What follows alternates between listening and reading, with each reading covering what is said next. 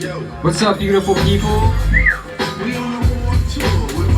So I'm gonna preface this next 8 minutes by saying that I'm not a comedian, but I'm gonna try to.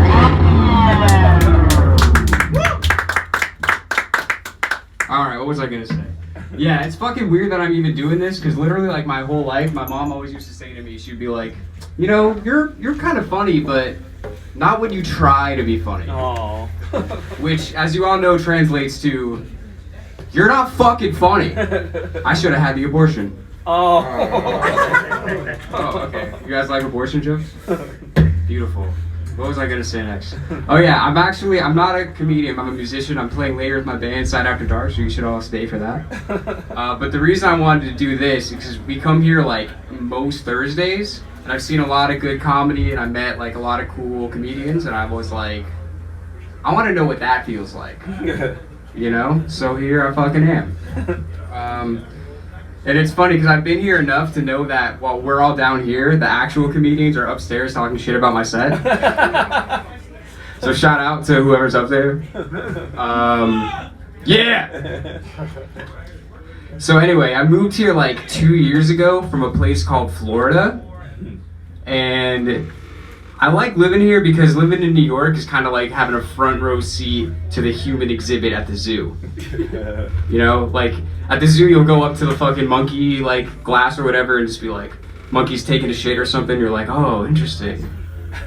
In New York you'll see other shit, like I was walking down the sidewalk and I saw a morbidly obese woman in an electric wheelchair parked in the middle of the sidewalk.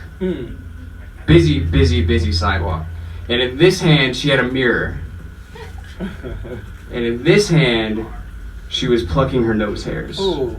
Oh, come on. And I walked by like, oh, interesting. But I kept thinking about it because this lady is an enigma, right? Because she obviously doesn't give a fuck on like a level that I can only aspire to, right? Right.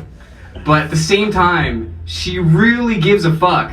Because before she left the house, she thought, I can't be, these nose hairs, no good, no good. And I like to just imagine she was like on the way to like a date or something, and she just like, I don't know, she had a mirror already, and she's like, oh fuck, oh shit, I just gotta stop right here in the middle of everybody and just get rid of all these fucking nose hairs. But whatever, she did it. Yeah, so I'm from Florida, which is a weird fucking place. I went to school at a place called Florida State University. And when I was there, I was in a Jewish fraternity. Which sounds like the setup to a joke, but it's not. That's just what happened. And there was this dude in my fraternity that I still don't really know what the fucking story was. I don't know if it was like his company or like his family owned this company, but he had this company that employed like a lot of our friends. So one day I went up to him, I had like an interview, and I was like, yo bro, can I get a job? And he was like, yeah. So I got the job. Which sounds fucking great till I tell you what the job is. So y'all ever been on like Facebook or just like anything on the internet and you see ads for like diet pills, like, oh, lose fucking all of your weight in 30 days by doing nothing but taking this pill. And you're like, who the fuck is dumb enough to buy this shit? Well, I'll tell you right now, there's a lot of people dumb enough to buy that shit because this company made it and I answered the phones in a call center. You can only imagine the kind of fucking calls that I got, the kind of people that bought this shit.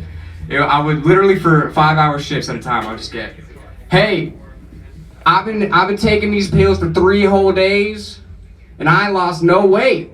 And like, I didn't like the fucking company, I didn't like the product, I tried to give people their money back as much as possible, but even I'm like, yo, you gotta give it some time. Like 3 days? Come on, what the fuck are you doing?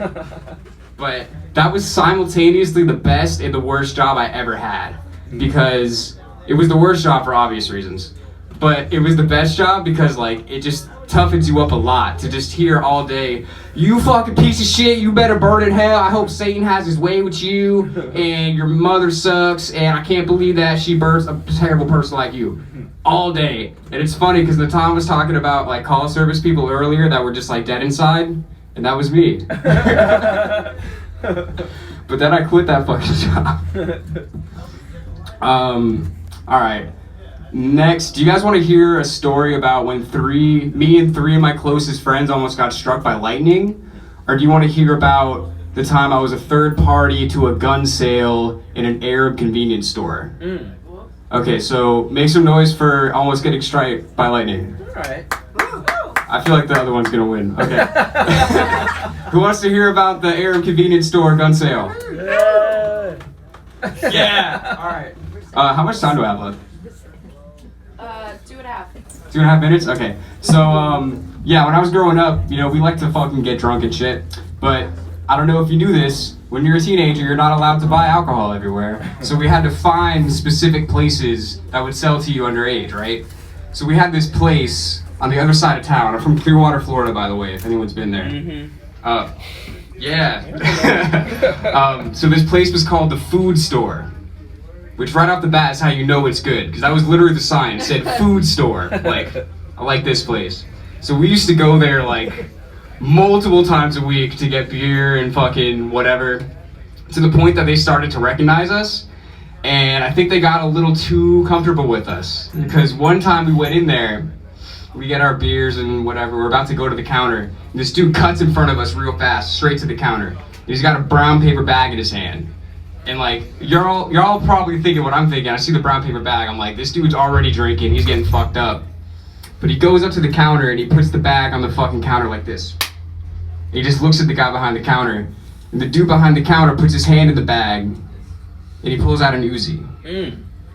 And immediately when he pulls it out, he gets so fucking pissed. He's like, what the fuck, this is not what I ordered, it does not have the extended clip, this is bullshit, I not pay for this. And he's just arguing in front of us.